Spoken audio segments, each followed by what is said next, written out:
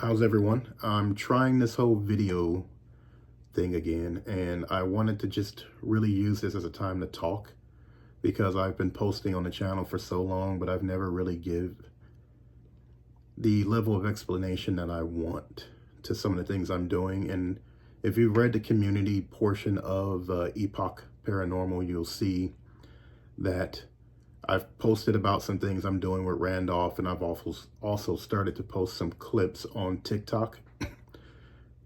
Something I wanted to do here today in this video is sort of explain to you some things that I'm doing, and I'll give you a few clips, and I'll explain in minimum detail why I do some of the things that I'm doing. This most recent investigation I did at Randolph County Asylum was, I think, my third investigation there. The first investigation I went on, I had some philosophical differences with the paranormal, so my investigation was actually cut quite short. The second investigation I went, it was just sort of roaming with some friends. It wasn't as thorough as I wanted, because once I got home, I found out how haunted Randolph County Asylum is. I do think Randolph County Asylum is an incredibly haunted spot. And not just for just the general creepiness, but if you want to go to a place where you're experiencing legitimate paranormal activity and all the different facets that it can present, I think Randolph has that. The third time I went, which was this most recent time, I actually went on my birthday, the 27th of January. It's not my birthday, it's the day before my birthday. My birthday's the 28th. But we went this time, and I was able to really zone in. And I was able to do quite a bit of focus on the things I wanted to get done. I did some work with the negative ion generator and the ozone cleaning system. A lot of you have that. A lot of you use it in the homes, and you might use it in businesses. I think it has the potential to promote paranormal activity, and actually on more than a few occasions I've had it do just that, but it has to run for hours.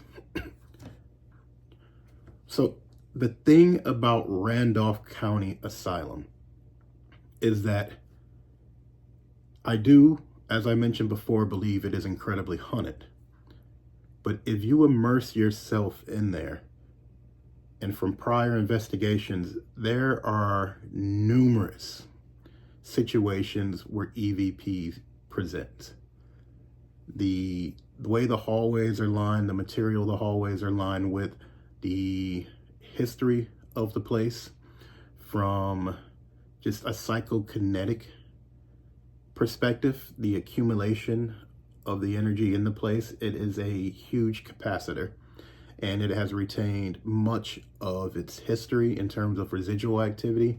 And also there are more than a few, mind you, I cannot personally identify them, but there are more than a few intelligent conscious manifestations there, are the unseen, as I like to call them. I do not know what their alignment is necessarily, if they're negative, if they're positive. I don't get into that. They have their own disposition, and they have their own prerogative. And if their prerogative doesn't line up with mine, I don't want to go so far as to label them as something malevolent. But I haven't run into anything like that there. But Randolph County Asylum is, to me, without a doubt, an active spot. And to go back in there for the third time and know, hey, this is what I'll hear. I hear voices in my prior recordings. I hear very clear EVP in my prior recordings.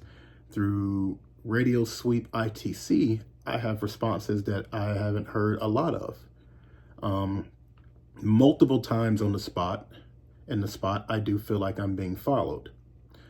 My buddy Patrick, he's actually caught shadow figures peeping out from the bars in the prison. That's what I know from my people. I don't spend a lot of time looking into the paranormal encounters that happen there. I don't spend a lot of time going on the paranormal tours. I have a whole thing about that. And I'll touch on it one day. Maybe I'll touch on it for a second here. Okay, so before I go into talking about Randolph County Asylum, I want to touch base with you about electronic voice phenomenon and why I went back in there to do this work. And as you remember from a prior video, I quoted from this book, and we talked about two kinds of EVP formation that the parapsychologists believe in. And looking at the book real quick, we have transform or type 1 EVP, which are voices or voice-like sounds that are heard on recording media, such as magnetic recording tape and digital recorders, or digital voice recorders. Those are our standard EVPs that we get when we use white noise or we dig them out of some kind of ambient noise. Keep that in mind. I'm going to touch on that. Type 2 EVP is called live voice EVP, which are voices or voice-like sounds that are audible via electronic equipment at the time they occur. Typically obtained by playing snippets of human speech or speech-like sounds very rapidly, producing a stream of gibberish. If you heard the videos I've done on EVP Maker, that is live voice EVP, and yeah, that shit sounds like gibberish. But there are words in it. Again, Ghostbox or Radio Sweep ITC is another form of live voice EVP. So remember, type 1 is transform EVP. Type 2 is live voice EVP. What I want to get into is speaking about the work I did at Randolph County Asylum and a theory that I have, which I'm trying to run with and which I do strongly believe in, which ties into these various types of EVP. So this theory, I'll make it quick. I believe, and it's going to sound crazy, no it isn't, you need noise for EVP formation. Now, you don't need a room full of people talking, but you need ambient noise for EVP formation. You need a white noise, a naturally occurring ambient noise to be present when you do EVP work. And I say this because Randolph is perfectly fit for it based on the way their building works. They're long hallways, and most of these hallways have tile flooring, so you have reflection of sound, and you have a very low voice or a very low ambient noise that occurs. Now let me continue with this theory. I have it written down, sorta. Not only do you need that ambient noise, it cannot be a single tone. You have to have frequency modulation there. If this is your normal noise, that necessarily will not cut it. You need a noise that does this. You need that modulation of frequency. Not only do you need this modulation of frequency, sometimes it needs to be a little bit more severe. Because I say this because the nature of EVP is that these spirits, these unseen, these consciousness, these individuals, they need it to create voice. They needed to create this reaction, and in my opinion, this is a psychokinetic reaction. It's got to be a macro reaction. This is a very large thing for it to occur. And they use these noises and they use the ambient noise that they're given to create the audio which you hear. Now, on top of the frequency modulation, I do think it needs to be two things.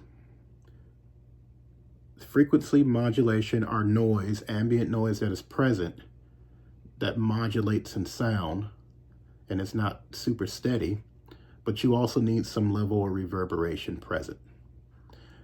Coupled with the reverberation and the frequency modulation, you will get audio, you will get EVP.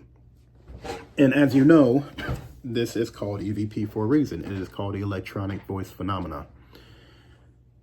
Most people believe that EVP occurs on that recorder, that digital recorder, or that recording devices.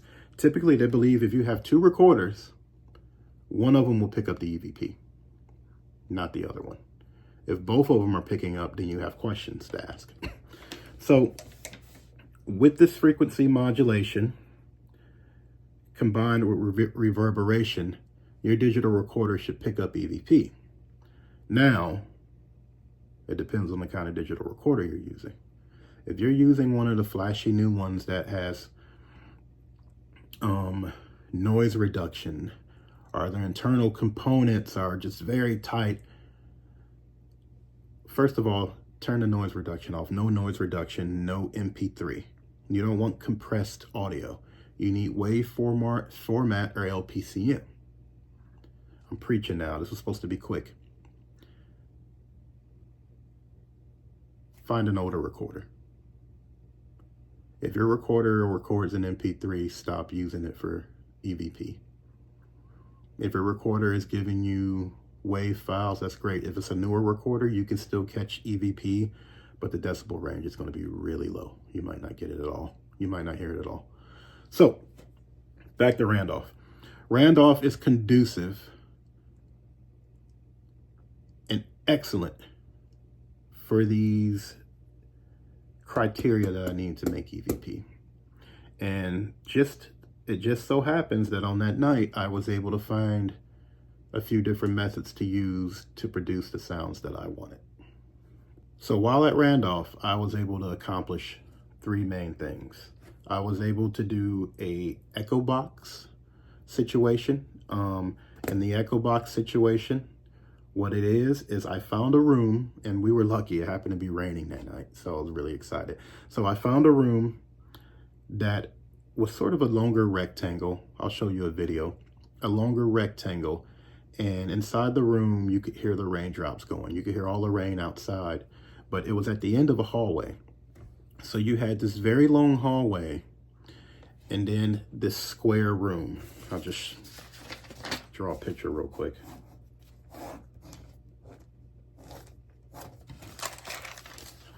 There, it's a T. And so at the end of this room, you had all this sound funneled down into the room, and then everything just sort of bounced off in this room. And what I found was as soon as I entered the room, I could hear voices speaking. And they weren't the voices of the fellow investigators that were around me, because I don't investigate typically in a group with investigators. We'll all go to the same site and I walk around by myself. So take a look at this video and you'll see what I'm talking about. Were you devoted to your Lord? Were you devoted to your religion, your God?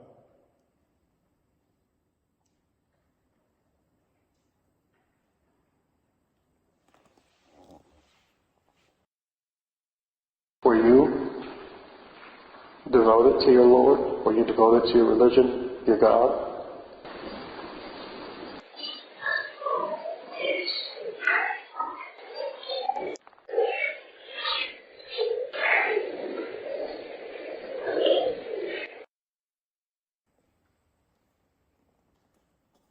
So in this one, you'll see that I've been given this ideal scenario where I have an ambient noise that has good frequency modulation with reverberation.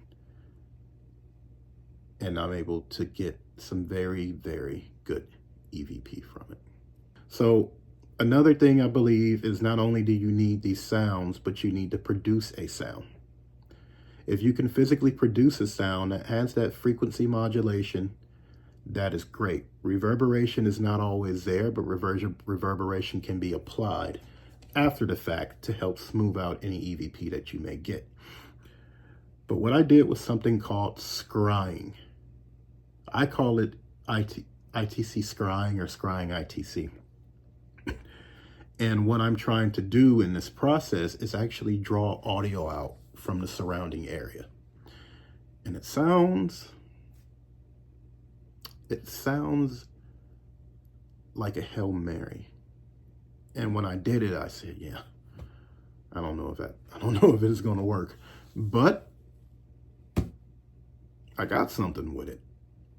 And I got some very different responses that even sound like I would expect to be residual in nature. So it's simple. I had a finger and I held a digital recorder and I just scribed very gently along the wall. And take a look. I'll show you a little clip of that video. I heard like a singing.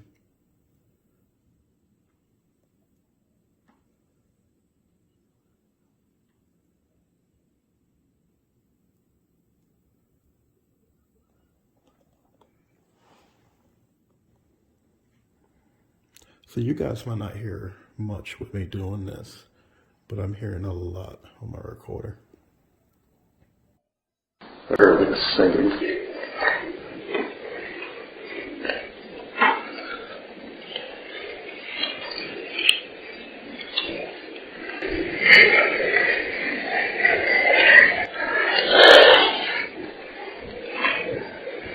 So you guys might not hear much with me doing this, but I'm hearing a lot on my recorder. Yeah.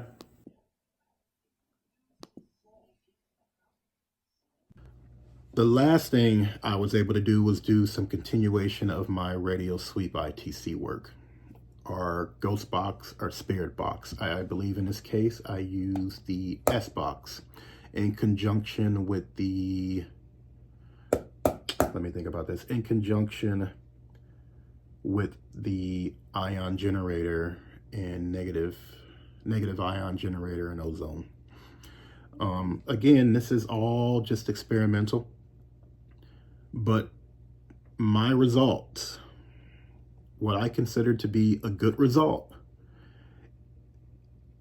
is clear communication that I would not typically get.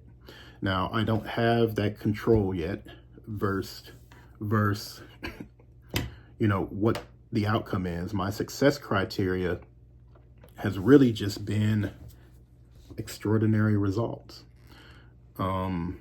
What I found was I did a spirit box session, radio sweep ITC session, and I also did a necrometer session. And what I found was that some of my responses were actually pretty incredible. I see all these beautiful flowers in here. Did someone appreciate them? They're gorgeous. They've probably all been petrified by now. I won't say petrified, but they're all pretty solid and dried out, you know. Do you like flowers?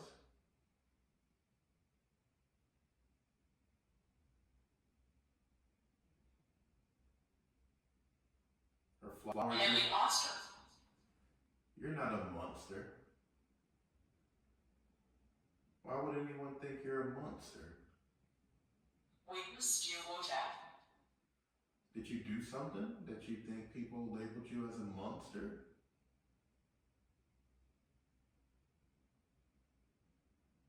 Why would anyone ever think you're a monster? Maybe you went to the church and you found that the best way to consume your time is by giving it to the Lord. And then when you gave that time to the Lord, time wasn't, that's awful. You weren't religious? Would you like me to say a prayer?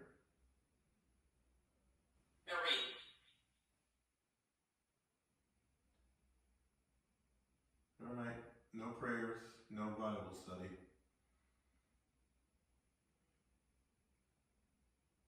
What should you do, or what would... So, the ion generator, I do believe, is legitimate.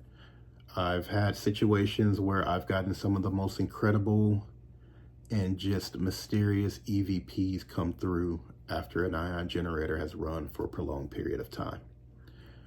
I've gotten EVPs without that, but I'm telling you, in the vicinity of an ion generator, a negative ion generator, after hours of letting it run, we're not talking about an hour. We're talking a couple hours, 3+ hours. Giving an area of space, it does seem like it does something to the ambient area. Again, further experimentation needs to be done. I'm not a scientist. I will never claim to be a scientist. I'm not a parapsychologist, but I do read and I do try and utilize what they teach me in my investigations. But I do believe that the ion generator is something I will continue to use, and that it has some kind of effect on paranormal activity. Now, it's paranormal activity, man. Like, how much of an effect can anything have on paranormal activity? The stuff isn't necessarily repeatable and on command. But I do think the ion generator, you know, adds an extra 1 or 2 to the equation. Again, for Randolph County Infirmary, I'm going to be releasing a few videos. There'll be about 4 videos that you'll see. And those videos, I'll try and do a brief explanation for all of them. So bear with me. If you have anything you want me to review out of here, let me know. I've also got some other pretty cool ones too. So thank you.